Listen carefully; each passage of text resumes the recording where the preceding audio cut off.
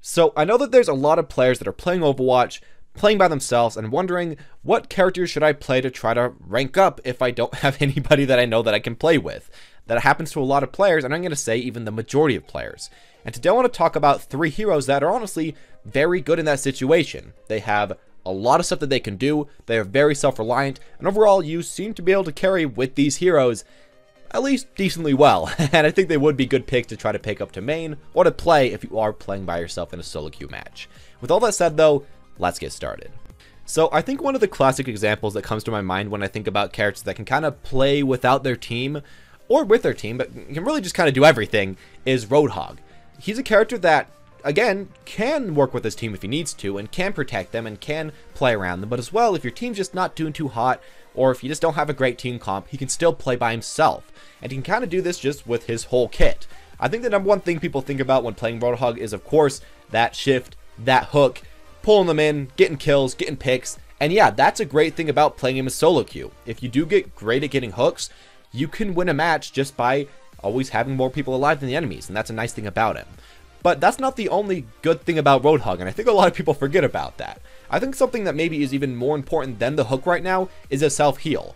Being able to walk in front of your team and block all that damage is great. But as well, when you're just playing by yourself, getting 1v1s, getting in 2v1s, anything like that, having a self-heal that has damage reduction, that allows you to live through fights, that allows you to play till the very end of that fight and use as much personal skill as you can to carry that fight, that shouldn't really be thrown under the rug. That is a very important thing when you're trying to carry a game by yourself, essentially, in solo queue.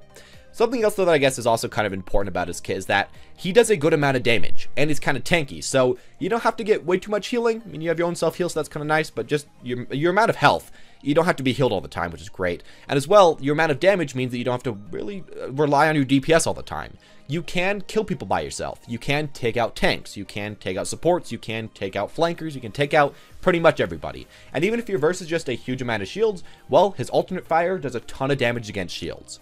Overall, I think the Roadhog just kind of does everything okay. I guess the only problem about him is that, yeah, he doesn't have too much mobility, and by too much, I mean he doesn't have any mobility at all. And yeah, his ultimate isn't some super hard carry teamfight ultimate like a Zarya or like a Reinhardt, but I think the majority of his kit is so consistent and so powerful while playing by yourself that it does make him a good pickup if that's something that you kind of want to do. And while I think that he will take a little while to kind of learn and play, and while especially he isn't quite as good at solo carrying as he used to be able to do, he still can definitely do that. And as far as a character to play and try to climb with in solo queue, yeah, I'd say Roadhog's a good one.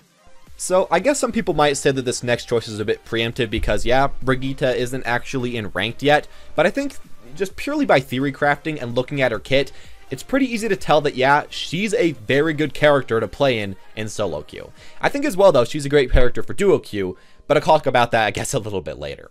So the thing about this character that I think a lot of people might complain about to why she's maybe not the best in solo queue is that she doesn't fit every single team comp that great, and I think that is honestly the case.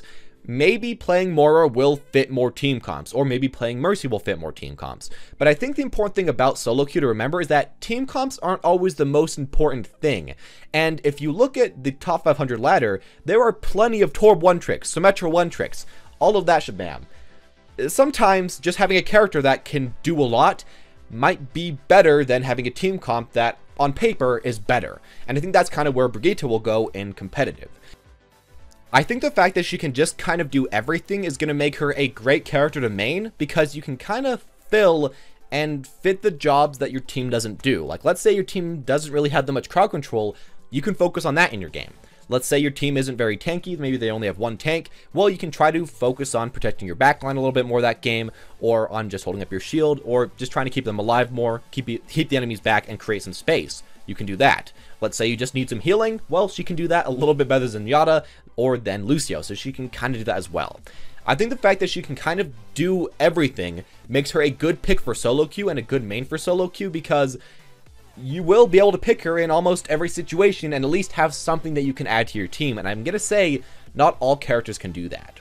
As well, I think something that we can't forget about that is very important about a solo queue support is that she can get kills, and there aren't way too many of the supports that can do that. I mean, Moira kind of can, and you could say that Lucio kind of can, and I think the only other main support that can get kills often is Zenyatta, but definitely Brigitte has a good chance to get kills by herself. She can 1v1 a decent amount of the DPS if you learn how to outplay them, which is of course another great thing about playing in solo queue. If you can 1v1 people as support, obviously that's a good bonus.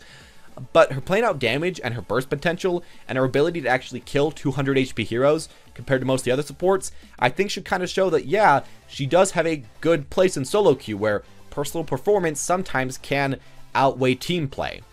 But even if you don't perform too well yourself, I guess, she still can help in your team play. She still can allow your teammates to perform well. She can kind of just do just about everything, which I think is great. And yeah, again, she does have some big counters. She does have some people that it seems like she can't do that much against. But as this character, oftentimes, maybe you can't counter the enemy Widowmaker, but you could enable your own Widowmaker to counter them by shielding her or by putting armor on her or something like that. So that's something you kind of have to remember. This is a team game, not just a game where Brigita's versus everybody. That's something that's kind of important. I guess the final thing I do want to mention about this character as well, though, in competitive, is that she has an ultimate that allows for a very easy engage or very easy disengage. And I think that is of utmost importance in competitive. All you have to do is press your ultimate and everybody knows to go in. Just like with Reinhardt ultimate, he presses that and everybody knows to go in. It's something that wouldn't really matter at all in an actual competitive game, in esports, an Overwatch League, or anything like that. But in solo queue, where your teammates oftentimes don't know when to go in, don't know where to go in, and just seem like they don't know what they're doing, I mean, you press that engage ultimate and people know what to do. And I think that by itself is an important thing about why she's going to be good and competitive. And I guess as well, again, her outplay potential is another great thing about playing her in solo queue that some other supports simply can't do. I think a lot of them do rely a lot on her team, but I think she relies slightly less on her team compared to a lot of the other supports. And with all that in mind, yeah, I think she's a great pick as well. And finally, yeah, we just have the classic pick for the character you should pick if you want to rank up in competitive, Tracer. She has always been at the top of top 500. There's always been so many Tracer mains. She's never nerfed. She's never buffed. She's just so consistently strong and so good. I think that she is a great solo queue hero. Now, one of the main reasons why I think she's especially strong in solo queue compared to team play, I mean, she's good in both, but especially in solo queue, is that people are very uncoordinated. And Tracer just brings that to the max level. If the team on the enemy side don't know what they're doing, or if they're not close to each other, or if they're not protecting their supports, you as Tracer can get picks all over the place, and essentially just make your team almost automatically win. And I guess the difference between a Tracer pick and a Widowmaker pick is the fact that when Tracer gets a pick, she can still engage a team fight afterwards. Oftentimes when you see other characters getting picks like Widow or Doomfist or something, they have to get a pick and then get out. Or, as let's say Widowmaker again, she gets a pick, but then she can't really finish off way too many other people mid-team fight because there's shields all over the place, there's healing, it's kind of hard, people are jumping all about. It doesn't usually happen. But with Tracer, a team fight starts after you get a pick, and you still deal a ton of damage to tanks. You still deal a ton of damage to supports. You still have all your mobility, you still have your safety net with your E, you still have your self-heal. You still have so much as this character, and I think that's why she's just so good in competitive solo queue.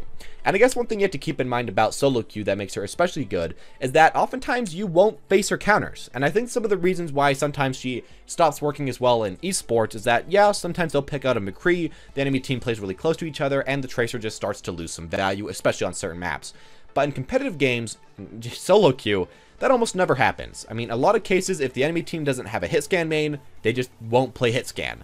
And if that's the case, you as Tracer can, for the most part, just kind of wall about, do whatever you want, and get a lot of kills, and carry that game for your team. And I think that's especially why she's so good and competitive. Now, sometimes the enemy team will have a hit scan main, it's just kind of the luck of the draw, but if they don't have a person that counters you as Tracer, yeah, you can just do so much by yourself. I guess the final thing about her that makes her so good in solo queue is as well that she isn't way too team reliant. I mean, your teammates can pick whatever they want. It doesn't matter. You're not going to be playing way too close to them anyways. You're going to be flanking, getting kills, popping off by yourself, maybe sometimes getting a bit of help, but you really don't need them. So you can play with anything. You can play with Symmetra, Torb, Brigitte. You can play whatever you want, and it'll just kind of work. And I think that altogether is just a beautiful reason to why she's so good at solo queue, and why I guess you see so many of Tracer mains in the top ranks of solo queue. But anyways, as always, guys, that have just been my own opinions about the 3 heroes that I think are great at climbing in solo queue pretty dang easily. And if you have your own opinions, please make sure to leave that down in the comments section down below. As always, guys, though, thank you all for watching. Hope you enjoyed. If you did, leave a like or press the subscribe button to see more videos like this in the future. And as always, guys, Have a wonderful day.